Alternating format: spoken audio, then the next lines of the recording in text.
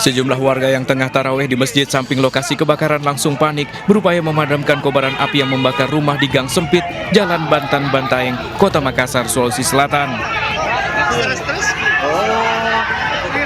Saat kejadian, pemilik rumah sedang sholat tarawih di masjid.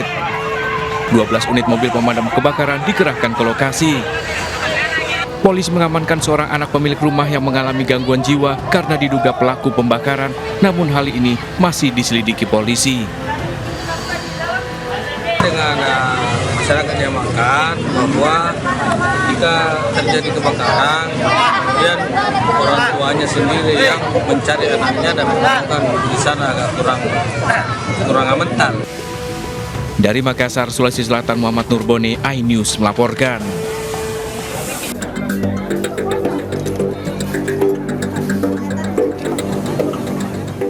Mobil yang ditumpangi seorang ibu dan 3 orang anak yang ditabrak kereta api di perlintasan kereta tanpa palang pintu Jalan Gunung Arjuna, Kota Tebing Tinggi.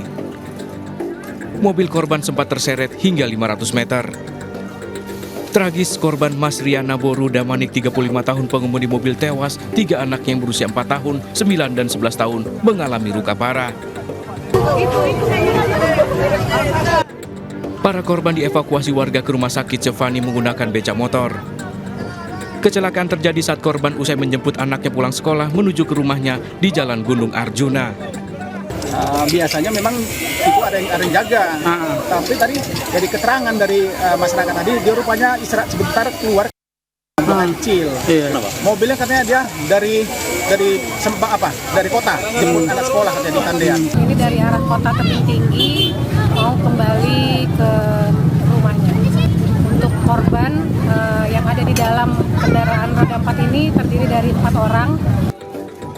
Dari kejadian ini, warga kembali diingatkan untuk berhati-hati saat melewati perlintasan kereta tanpa palang pintu. Dari Kota Tebing Tinggi, Sumatera Utara, Abdullah Sani Hasibuan, iNews melaporkan. Bus antar kota antar provinsi yang ditumpangi puluhan penumpang terbakar di jalan tol Solo Semarang. Api cepat melahap badan bus di tol Solo Semarang di desa Ngargosari, Boyolali, Jawa Tengah. Warga dan pengguna jalan tol panik. 3 mobil pemadam bisa memadamkan api kurang dari 1 jam. Tidak ada korban jiwa. 20 penumpang yang akan ke Palembang berhasil menyelamatkan diri.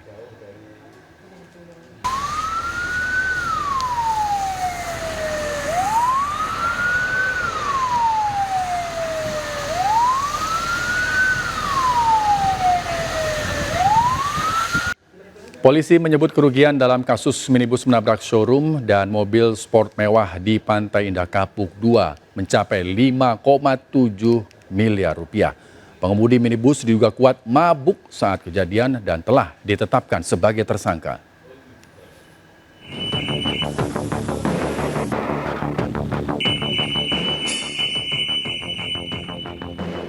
Viral di media sosial, sebuah minibus menabrak showroom mobil super mewah di Pantai Indah Kapuk 2, Jalan Kafling Boulevard, Kosambi, Tangerang, Banten. Naas, tak hanya bangunan showroom yang rusak, minibus juga menabrak mobil Porsche 911 GT3 seharga 8,9 miliar rupiah. Bagian depan mobil mewah ini remuk dan kap menganga. Sementara minibus juga rusak di bagian depan. Polisi menyebut kerugian showroom mencapai 5,7 miliar rupiah. Sementara dalam pemeriksaan, pengemudi minibus JS diduga dalam pengaruh minuman keras dan kini telah ditetapkan sebagai tersangka. Pengemudi mobil itu diamankan di lokasi, ya kan, bersama dengan security di sana, dan pada saat diamankan yang bersangkutan itu sedang dalam keadaan berbau minuman keras, ya, beralkohol. Pemilik showroom mobil mewah mengaku tidak mau berdamai dan memilih jalur hukum dalam kasus ini. Dari Tangerang, Banten, Hasnugara, iNews melaporkan. Tak hanya terjadi di Tangerang, Banten, kasus minibus nyelonong tabrak bangunan juga terjadi di Surabaya, Jawa Timur. Sebuah minibus yang dikemudikan wanita Parubaya menabrak sebuah kafe di Jalan Basuki Rahmat hingga porak-poranda. Sebuah minibus menabrak sebuah kafe di Jalan Basuki Surabaya hingga kaca pecah dan porak-poranda. Pengemudi minibus, seorang wanita, mengaku tak sengaja menginjak gas saat parkir kendaraan. Minibus rusak di bagian depan, namun kondisi kerusakan kafe cukup parah sehingga harus ditutup sementara. Beberapa karyawan kafe dikerahkan membantu merapikan pecahan kaca yang berserakan. Polisi masih melakukan penyelidikan dan mendata jumlah kerusakan dan kerugian, juga meminta keterangan pengemudi minibus.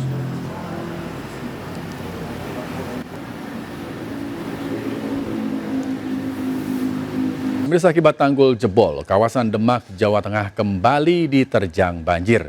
Dan pemirsa, evakuasi warga berlangsung dramatis. Menawan merah. Banjir hingga memutus jembatan ini terjadi di Desa Merak Dempet, Demak, Jawa Tengah, Sabtu sore akibat tak mampu menahan derasnya luapan Sungai Kelambu Kiri. Banjir terjadi akibat kiriman dari Sungai Lusi hingga membuat jebolnya tanggul di 2 titik.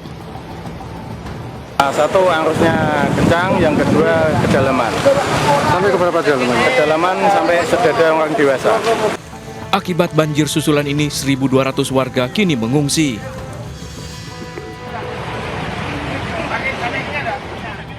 Evakuasi warga diantaranya lansia dan warga yang sakit di Desa Kalianyar, Wonosalam, Demak, Jawa Tengah berlangsung dramatis. Warga yang berada di pengungsian kini mulai mengalami sakit. Yang kita temukan adalah pertama batuk pilek, panas, diare, dan juga penyakit gatal-gatal. Yang lain untuk anak-anak sementara ini banyak yang gatal-gatal. Data BPBD, banjir Demak terus meluas ke 72 desa di wilayah 10 kecamatan. Sebanyak 72.000 lebih jiwa terdampak banjir dengan 4.000 jiwa kini mengungsi. Dari Demak, Jawa Tengah, Sukma Wijaya, iNews melaporkan. Sementara di banjir di Kota Purwodadi, Grobogan, Jawa Tengah masih tinggi. 3 ambulans pembawa jenazah bahkan harus dinaikkan truk towing demi bisa menembus banjir hingga sampai ke rumah duka.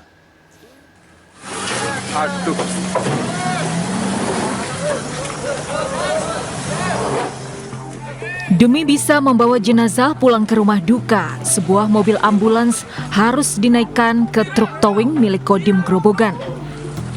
Ambulans Rumah Sakit Yakum ini terpaksa diangkut dengan truk towing karena tidak memungkinkan melewati banjir setinggi 70 cm yang masih merendam sejumlah titik di Kota Purwodadi.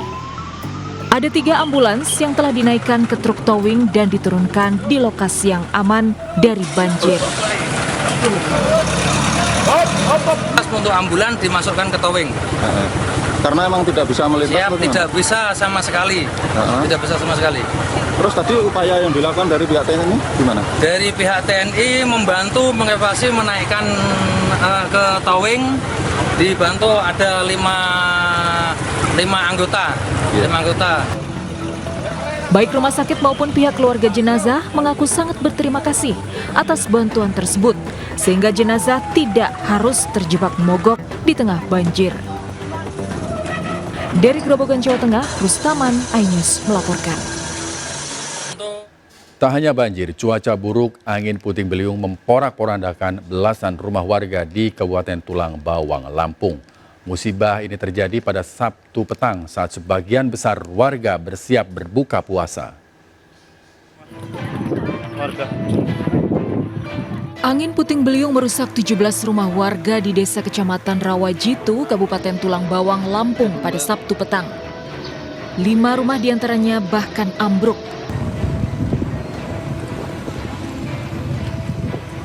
Angin kencang juga menumbangkan beberapa pohon, menimpa rumah dan kendaraan. Musibah puting beliung terjadi sebelum hujan deras dan saat warga tengah bersiap berbuka puasa.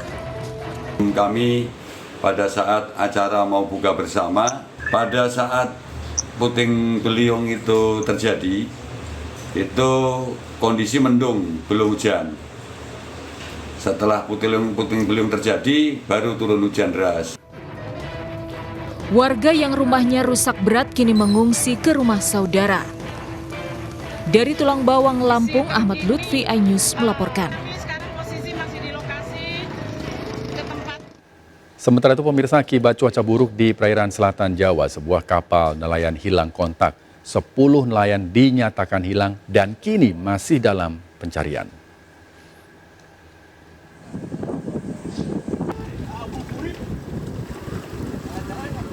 Dengan menggunakan perahu, tim Basarnas Cilacap dan TNI bertolak untuk melakukan operasi pencarian kapal Kilat Maju Jaya 7 yang hilang kontak sejak 13 Maret lalu.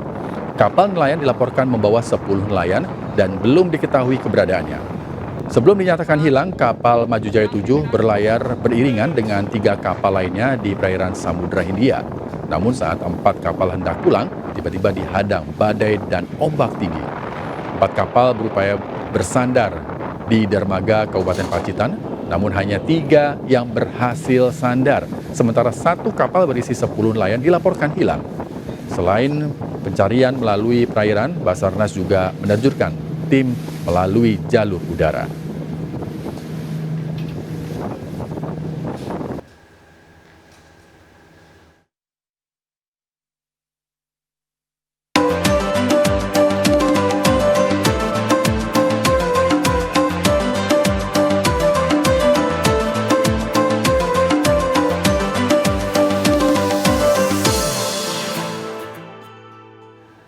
Pemirsa, menu olahan seafood bisa menjadi pilihan Anda untuk berbuka puasa. Kali ini kami ajak Anda ke Cilandak, Jakarta Selatan. Ada restoran seafood kiloan dengan guyuran saus padangnya yang dijamin menggoyang lidah.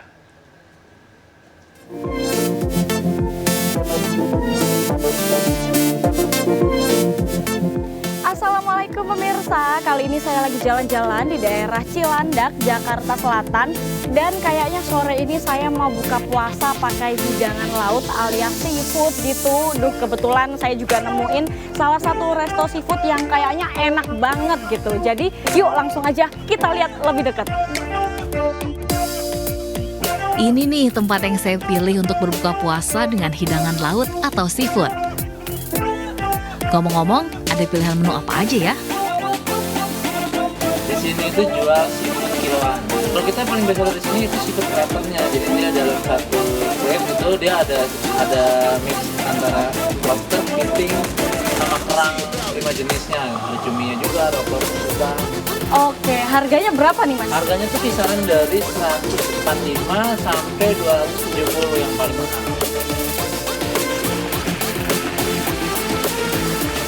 Wah, aneka pilihan seafood yang disajikan dalam satu nampan. Pasti istimewa. Beli apa Mas di sini? Favorit kita menu di sini adalah kerang bambu, lada hitam, sama kerang hijau, karamel pedas. Bumbunya enak, nyerep banget. Waduh, ini terutama yang paling favorit tuh saus padangnya. Saus padangnya. Tapi kali ini saya lebih ke anak-anak buka puasa ke ini saus tiram.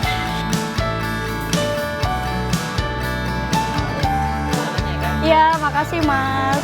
Wah, pemirsa, ini menu berbuka saya, seafoodnya udah dibungkus, jadi saya mau langsung pulang aja buat dimakan bareng keluarga gitu ya. Dari Jakarta, Gisel Yanur Rahma bersama juru kamera, Raga Firdaus dan Diko Andi. Sampai jumpa. Pemirsa, meski Lebaran masih 3 minggu lagi, ribuan warga sudah antusias berburu baju Lebaran di Tanah Abang, Jakarta Pusat, spot belanja fashion favorit di Indonesia. Lalu apa saja model baju Lebaran yang jadi tren tahun ini? Berikut laporan Amrina Rida. Ya pemirsa, Hari Raya Idul Fitri memang masih lama, masih ada 3 minggu lagi, tapi ternyata animo masyarakat dalam berburu baju Lebaran ini sudah sangat tinggi. Di Pasar Tanah Abang Blok A ini dari tadi sudah banyak sekali masyarakat yang mencari baju Lebaran. Nah, kita langsung lihat aja ya, baju Lebaran yang lagi ngetren kali ini tuh apa. Nah, kalau tadi kami berbincang dengan pedagangnya, kalau baju untuk perempuan nih yang lagi ngetren adalah baju gamis shimmer. Nah, ini lihat nih, warnanya ini memang shimmer, mengkilap begitu, dan kalau saya pegang tadi bahannya halus sekali, lalu juga warnanya cantik dan juga ada motif-motifnya. Nah, untuk baju-baju shimmer ini harganya adalah Rp280.000. Jadi memang cukup affordable dan juga terjangkau, dan pasti warnanya cantik-cantik. Selain baju-baju ini ada banyak sekali ribuan model baju-baju Lebaran, dan juga kalau tadi pedagang mengaku omset mereka selama bulan Ramadan ini naik hingga 40%. Gimana Bu? Iya, karena waktunya masih di awal Ramadan ya, mungkin nggak terlalu ramai dibandingkan ketika sudah mepet hari Raya Idul Fitri begitu. Si Opes nyarinya baju yang kayak gimana sih? Yang muslimah lah. Yang modelnya kayak gimana baju? Yang simple, nyaman, ya yang pantas lah gitu. Kini kebetulan nyari buat yang laki-laki nih, berarti total ada sekitar 8 dewasa sama anak-anak ya. Kayaknya sih tahun ini kita sengaja nyarinya yang gamis gitu. Jadi biar samaan gamis buat sholat id kan sama keliling gitu sih Mbak. Jadi dari pemirsa yang juga belum mendapatkan baju lebaran bisa langsung datang saja ke Pasar Tanah Abang Blok A. Dari Jakarta, Amrina Rida, Laksana, Anyus melaporkan.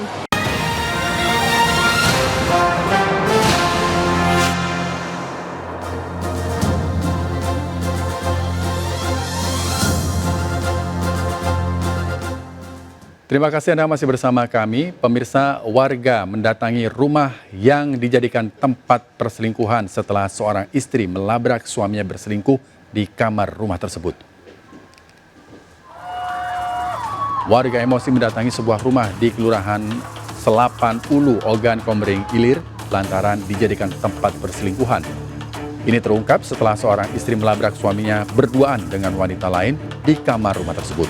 Seorang wanita penghuni rumah diamankan polisi untuk menghindari amuk massa.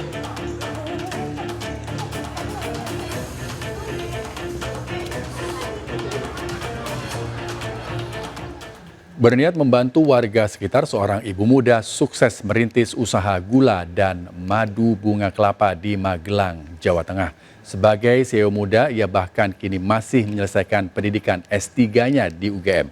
Menariknya pemirsa, sebagian usaha hasil penjualan ia bagikan untuk beasiswa, makan hingga kesehatan gratis bagi warga sekitar. Dan berikut kisah inspiratifnya dalam program seputar Ramadan RCTI Bisnis Muslim Milenial.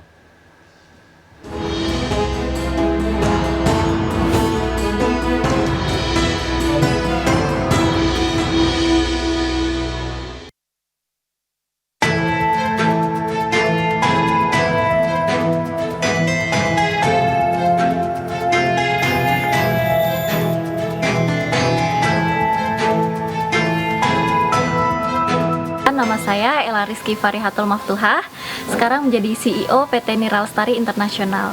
Dulu saya alumni pondok Ihsanul Fikri Tarbiyatul Mukmin, dan sekarang saya masih mengejar pendidikan di S3 Doktoral Kimia Universitas Gadjah Mada.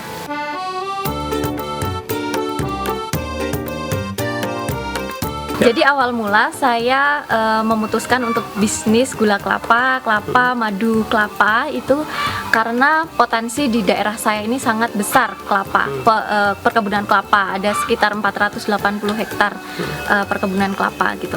Nah setelah itu saya belajar marketing, digital marketing dan lain sebagainya. Ini bagus nih prospek untuk ekspor. Nah waktu itu alhamdulillah kita bisa ekspor dan kita bisa buka cabang perusahaan juga di luar negeri. Produk kita sudah diekspor ke Korea, Belanda, dan Malaysia. Kalau di Malaysia, alhamdulillah kita sudah membuka perusahaan di sana.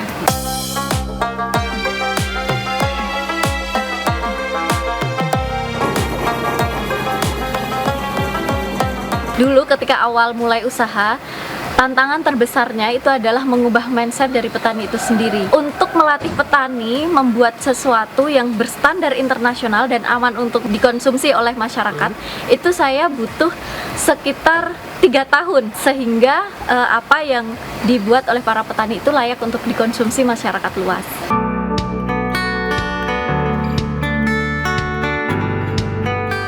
Kita juga ada memberdayakan 94 petani yang ada di desa.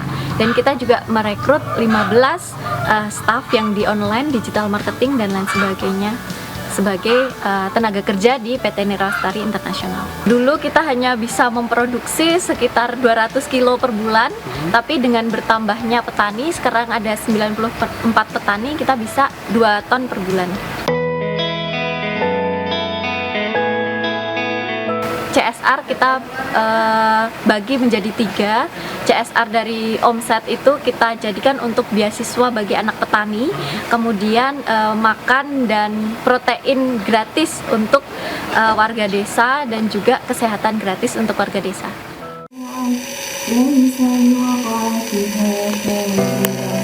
Bagi saya Al-Quran itu the way of life ya. Oleh karena itu kenapa saya sangat berazam untuk menghafalkan 30 juz. Ketika kita ingin jalan keluar, wa may yattaqillaha yaj'alhu mahraja. Jadi yang kita cari itu takwa dulu kalau kembali berdasarkan Al-Quran gitu. Oleh karena itu Al-Quran itu bagi saya itu harus dihafal dan dipahami dan diamalkan.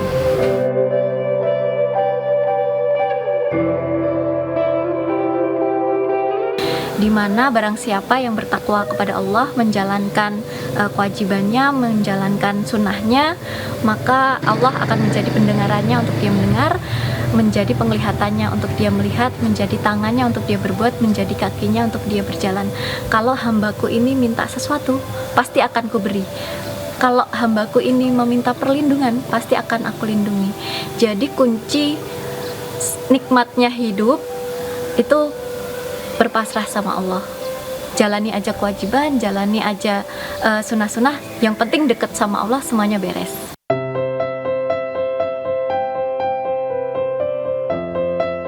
Oleh karena itu saya menetapkan target-target di bulan Ramadan ini, ibadahnya harus lebih tinggi daripada yang sebelumnya.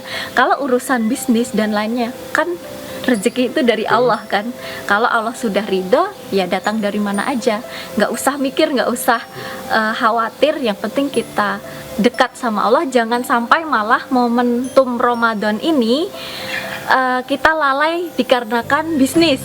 Jadi kita bermohon kepada Allah, mendekat lagi kepada Allah. Nggak hanya rezeki di dunia aja, tapi kita harus visioner. Kita mengharap rezeki di akhirat. Berupa apa? Berupa ridho Allah, berupa kasih sayang Allah, dan juga salah satunya surganya Allah bersama Nabi dan juga para syuhada.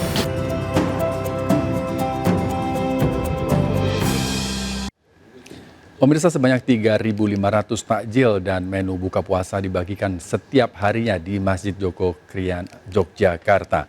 Berlomba dalam kebaikan di bulan Ramadan. Donatur menu takjil di masjid di kawasan Mantri Jeron tersebut telah terkumpul hingga 1,5 miliar rupiah.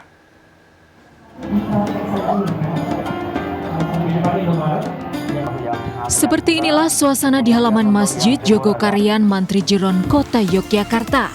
Ribuan masyarakat antusias untuk antre mendapatkan takjil dan menu buka puasa yang dibagikan secara gratis.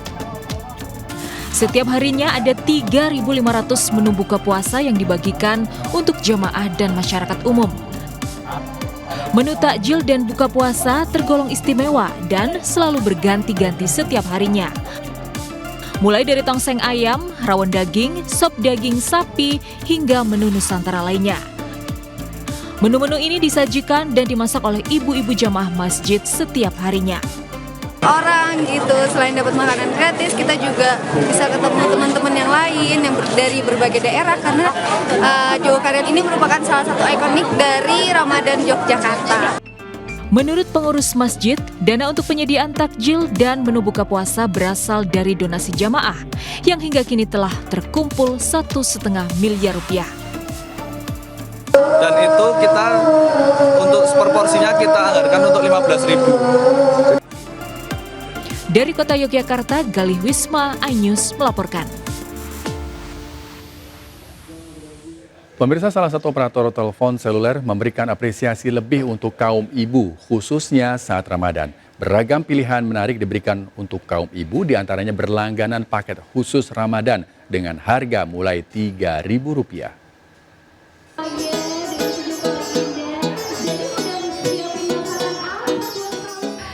Ibu merupakan sosok yang berperan penting dalam keluarga.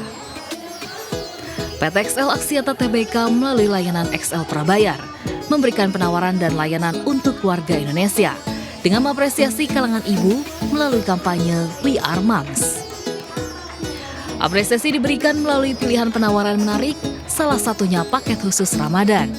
Seharga mulai Rp3.000 bagi ibu dan pelanggan setia mulai 10 Maret hingga 17 April 2024. Harganya bervariasi, tapi itu mulainya dari Rp3.000. Jadi nanti kalau misalnya ada paket khusus sahur atau paket khusus ngabuburit, itu harganya sangat-sangat affordable, bisa dipilih oleh para moms yang sekarang kan pinter tuh ya kalau ngitung-ngitung gitu kan yang mana yang paling menguntungkan. Nah itu bisa dipilih sendiri di aplikasi MyExcel. Operator telepon seluler ini memiliki 57,5 juta pelanggan dan diperkuat lebih dari 160.000 base train saver system BTS serta jaringan tulang punggung fiber optik yang membentang sepanjang lebih dari 159.000 km, sehingga dapat dijangkau para pengguna dengan nyaman khususnya saat mudik lebaran. Dari Jakarta, Ria Rahmat dan Ahmad Putra, iNews melaporkan.